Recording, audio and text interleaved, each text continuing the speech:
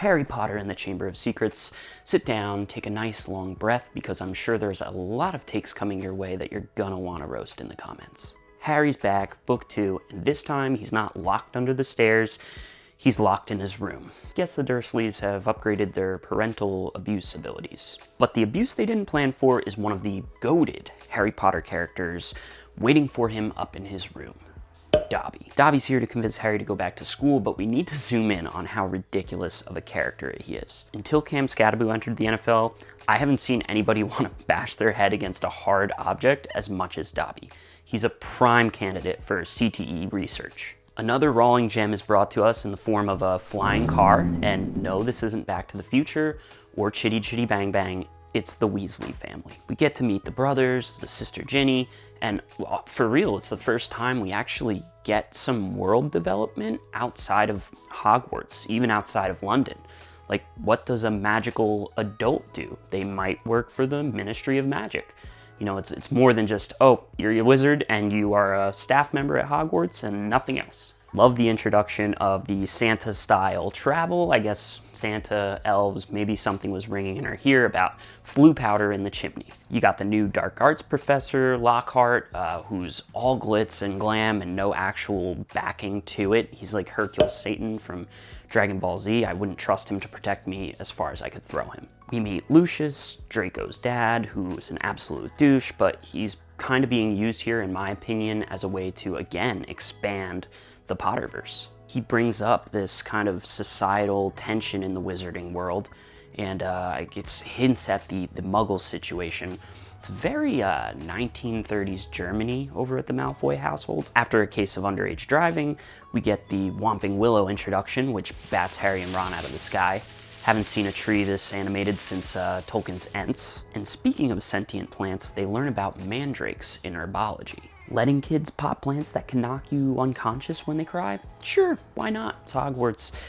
Can someone please let me know if this is like parallel to the actual UK schooling system? The story itself isn't that great. You got Lockhart, who's continuing to display incompetence, kind of like Ron, who broke his wand in the car crash. You got this creepy stalker Colin, who's taking pictures of Harry like he's TMZ. We get the scene with Draco calling Hermione a mudblood, and for real, is this just like bad parenting or mentoring? Like, Snape, Slytherin house teachers, like, what are you doing allowing kids to talk like this? I did enjoy the fact that Harry finally became interesting, but only because he thought he was hearing voices in the hallways. When he follows those voices to find Filch's cat, Mrs. Norris, hanging petrified, I'm starting to get this vibe that, like, what is Rowling? Is she just trying to write a wizarding mystery series? I mean, you have them finding the Sorcerer's Stone in the last story, and then whodunit with the Filch's cat. And we get straight Shining style murder writing on the wall. The Chamber of Secrets is opened. Enemies of the air beware. Maybe no, here's Johnny, but kids are probably getting some shivers down their spines. Of course, Hermione nerds out like she always does and goes all Wikipedia encyclopedia on this chamber. And it points to Salazar Slytherin. I mean, can we please just not try to make it so obvious? Everything's Slytherin, Slytherin. It's so one-dimensional, finger-pointing. Like, can we expand on this, please? Also, she's a super nerd. We know this. Everybody knows this. The staff knows this.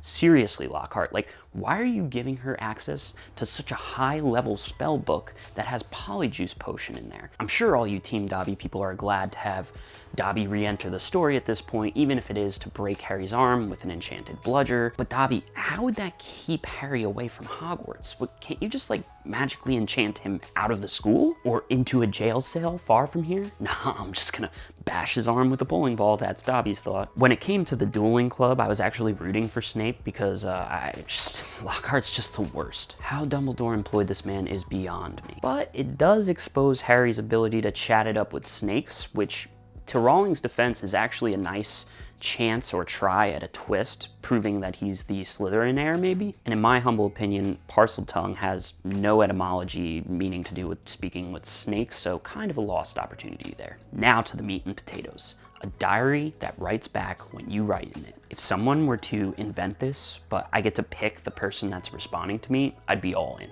Unfortunately, this mysterious journal happens to belong to Tom Riddle. And Tom is one hell of a liar because he gets Harry to believe that Hagrid is the one behind all the petrifications and stuff. I mean, seriously, how could you lay blame to the most innocent, kind groundskeeper on planet? I don't know if this is J.K. Rowling's bad or Tom Riddle's bad. Someone's bad, but it's not Hermione's bad because she's petrified next. The Minister of Magic, Cornelius Fudge, shows up and slaps giant handcuffs on Hagrid's giant wrists and takes him away to Azkaban. But Hagrid, being the goat that he is, subtly drops to follow the spiders while he's being dragged away in cuffs. Me personally, I'd be out. I'm not a spider guy.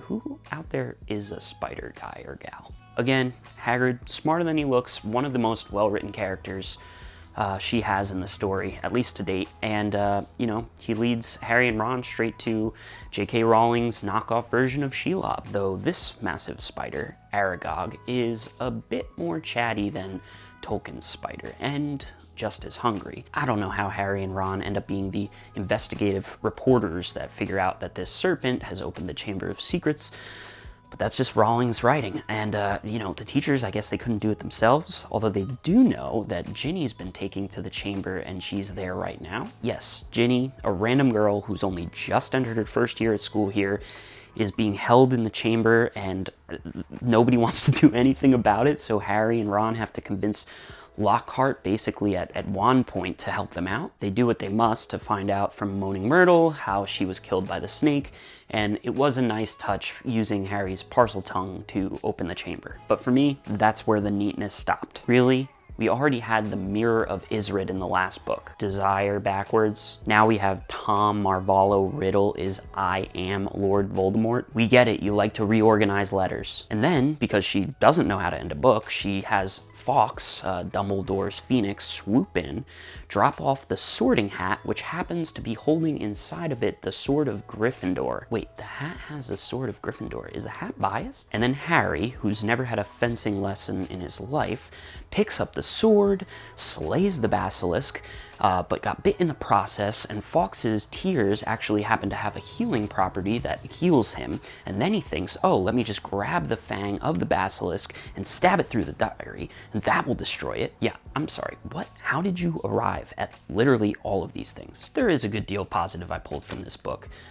You got a little bit more world building, expanding the Barrow where the Weasleys live, Nocturne Alley, you know, this dark part of Diagon Alley.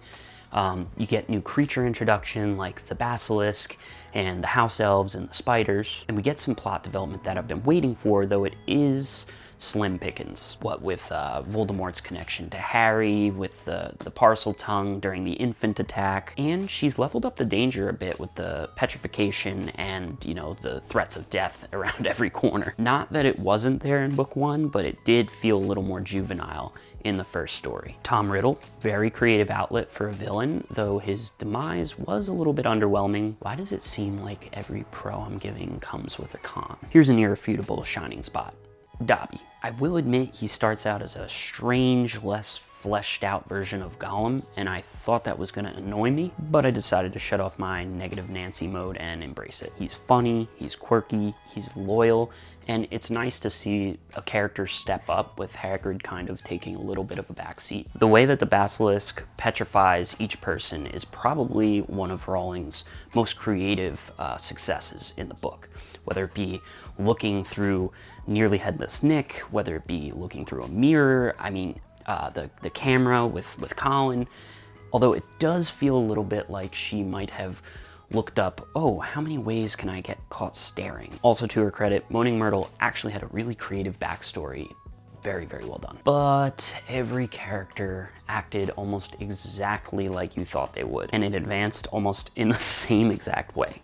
Go into the Forbidden Forest, figure out the culprit, go to a mysterious school location with your comrades, end up facing the villain alone for Harry, divine intervention steps in to save the day. Let's see, I've already complained about the laziness of the writing anagrams. Ginny being involved in this story seems random as hell, to be honest, and I mean, if it's anything towards what I said in my last review, it just feels like J.K. Rowling has trouble writing about more than a handful of characters. Also, what I want to know is how did nobody notice a giant snake moving through the plumbing? Filch must be a really good janitor. Also, these teachers are supposed to be goated in what they do in their professions, in their specialties. Nobody thought to look up what causes petrification? Wait, to go even further, it's supposed to be a super deadly creature. Yet it kills literally nobody. It chooses petrification each time. We grow tomatoes in New Jersey, and it doesn't mean that the only time of year we can eat tomatoes is when they're ripe at the end of the summer for picking. No, we go to a grocery store the rest of the year if we want tomatoes. Same with mandrakes. Why is it that these kids are sitting petrified in hospital beds in this school all year round? Like, all year long, they're in these beds, petrified. What are the teachers thinking? What are the parents thinking? Nobody thought, oh, let's have some extra mandrake lying around so that we can undo any kind of deadly process. Let's go to the wizarding store to maybe get some off the shelf so we can fix this if it happens. Nope. We just gotta have the students be in control of raising mandrakes in herbology class so that if this should happen, then we can take care of it. And oh, they're not done growing yet, so these kids are just gonna have to lay here until the end of the semester. Good thing there are no logic courses being taught at this school. And the ending, just terrible. It's random, it's awful, it's ridiculous. It's just kind of one of those felt like she was making it up as she went along type endings. Okay. If you've sat here and listened to me rant, then you'll understand why I have to give this a 4.59. It's a below average book, but not by much. I have to stand on business. I came to the Harry Potter train as an adult, little late, heard the hype, tried to get this momentum built through book 1 into book 2, and it failed me. But even though I was disappointed, let's see what some of these Goodreads people have to say. Okay, Noah, me and you, I think we see eye to eye. I mean, a 1 is a little harsh. I guess that's a 2 on my scale. Goodreads rankings, they really got to switch to my ranking system. But he got me laughing with the 7 adverbs. See, what girl are you referring to? Is it Hermione, maybe? Is it the spelling that gives you a problem? No, Thurindu. No. What about this got better? It was literally worse. Nick, how? Please, someone let me know if they know Nick. Maybe I'm totally wrong, but how is this true? But what about you all? Did you like Harry Potter and the Chamber of Secrets? Did you hate it? Do you agree with me? Disagree? Let me know in the comments what your thoughts are. I'm ready to be ripped apart. I know everybody loves this book, so bring it at me. If you enjoyed the review, even if you don't agree with the opinion, drop a like, subscribe, more coming your way. And remember, folks, a chapter a day keeps the brain rot away. Later.